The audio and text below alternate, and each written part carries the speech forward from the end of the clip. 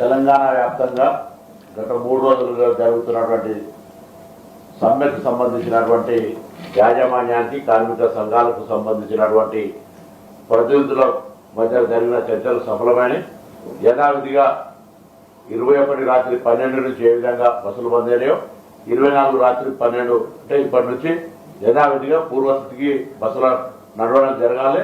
అందరి విధుల్లో చేరి తమ కార్యక్రమాలు నిర్వహించాలని సందర్భంగా ప్రభుత్వం తరఫున కోరుతున్నారు. తెలంగాణ ప్రజాపాలన ప్రభుత్వం వచ్చిన తర్వాత రోడ్డు రవాణా సంస్థలకు సంబంధించిన ఆర్టీసీకి అనేకమైనటువంటి సంస్కరణలు, కార్మికుల సంక్షేమానికి సంబంధించి ప్రజల సౌకర్య రవాణాకు సంబంధించిన అనేక కార్యక్రమాలు గౌరవ ముఖ్యమంత్రి రేవంత్ రెడ్డి గారి నాయకత్వంలో ముఖ్యంగా ఆర్థికంగా సంస్థకు అన్ని రకాలుగా ఉప ముఖ్యమంత్రి గారు, ఆర్థిక శాఖ మంత్రి గారు, మొత్తం క్యాబినెట్ మంత్రులందరూ కూడా ఆర్టీసీ పరంగా అన్ని రకాలుగా సహకారం అందించారు.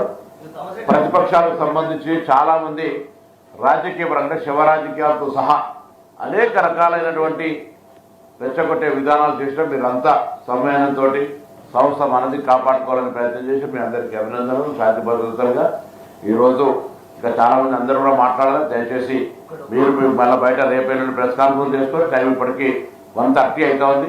చూసే చాలా అటువంటి పరిస్థితి కాబట్టి నేను మరొకసారి గౌరవ ఉప ముఖ్యమంత్రి గారికి ముగింపుగా మాట్లాడుతూ గౌరవ ఉప ముఖ్యమంత్రి గారికి, పెద్దలు శ్రీధర్ బాబు గారికి, లక్ష్మణ్ కుమార్ గారికి, అదేవిధంగా డాక్టర్ వివేక్ గారికి, అదేవిధంగా అధికారుల చీఫ్ సెక్రటరీ గారు, ముఖ్యంగా అదేవిధంగా సీనియర్ ఐఏఎస్ అధికారులు, ఈ కమిటీ చైర్మన్ గా వికాసరాజు గారు, దానకిషోర్ గారు, సందీప్ సుల్తాన్ గారు, ఆర్టీసీ ఎంపీ గారు, ఇతర అధికారులతో పాటుగా ఈ యొక్క కార్మికుల సంక్షేమానికి పాజిటివ్ గా డిసిషన్ తీసుకున్న ప్రభుత్వ నేత ముఖ్యమంత్రి రేవంత్ రెడ్డి గారికి, అదేవిధంగా ఉప ముఖ్యమంత్రి బట్టి విక్రమార్క గారికి, సహకార కేబినెట్ మంత్రులందరికీ ధన్యవాదాలు రవాణా శాఖకు తెలియజేస్తూ, ఇది ప్రజల సంస్థ.